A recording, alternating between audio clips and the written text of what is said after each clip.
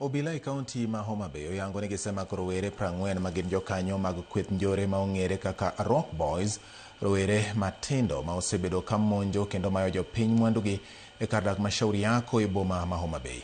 Apedha ma kamano manyocha ne ochaki chieng' tich ang'wen obiro bang' kweth jonjore nyocha ne omonjo ma ochadho gi ojalo rawera moro manyocha Arik temo reso miyo moro mondo kik gimae mwandune. Jafwambo marwa Aliabich miyowa ler.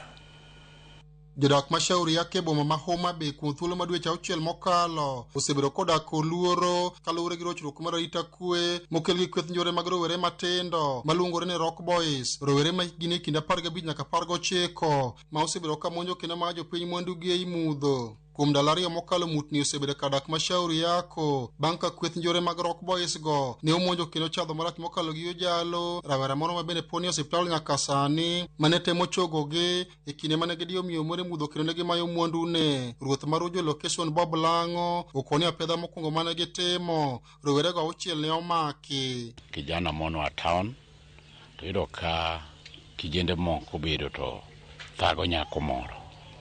Koro being ni was elderly a nyithindo go kijende go na nyithindo matindo no buogogi, kose buogogi momo no pada chiel to giringo ka giringo gidhi mathin ng'ani ochako kadhi kuma dala ne to opo ka jogi osako biro monje. Sama gimonje no ne gibeto tike ma lekene nuwuok karibu 4. The person in hospital kendo bedo referred to Kisumu for specialized treatment.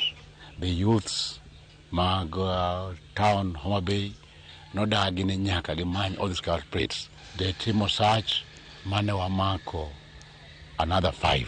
Ko in total wamako ji madhi 6. Jatenanga nowacho ni rowere go mathothgi somo e skunde mag primar osebedo ka kiyo jogo mawuok e boma ma Homabay kadhi e kuondegi mag dak Shauri Yako to gimayo gi simbegi, omenda kaachiel kod mwandu mamoko ka jogo matamogi to gitung'o gi ojalo. Tiyudo ka these boys are very young. There's a boy from Shauri Yako Primary, just under grade 9. There's a boy from Lala. There's some 2 boys mane somo Gendia to nowuok e school because of gik maricho matimoregi. Gin ma nyithindo matindo tindo and they have been causing a lot. Negi chakore, negi nyithindo mane dhi sports to gi interfere gi sports, giketho sports mag nyithindo kuma nyithindo time sports.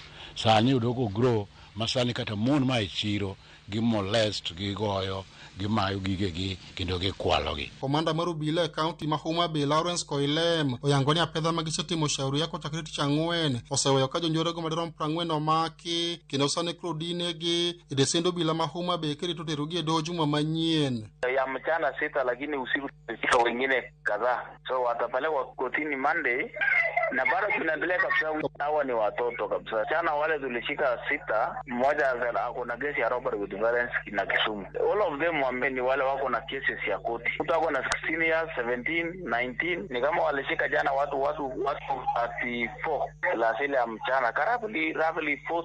Mago biro ka kinde mokalo komisiona ma Homabay Ronald Mwiwawi ne ogolo siem mager ne kweth njore go eko ma osebedo ka chando jopiny kar dak ma Shauri Yako. We will not sleep. We will not sleep. We will crack down all the criminal gangs. We will crack down all the gangs. We will crack down all those who are recruiting these young boys. We will not spare them. Aliabich, Ramogi TV, Homabay.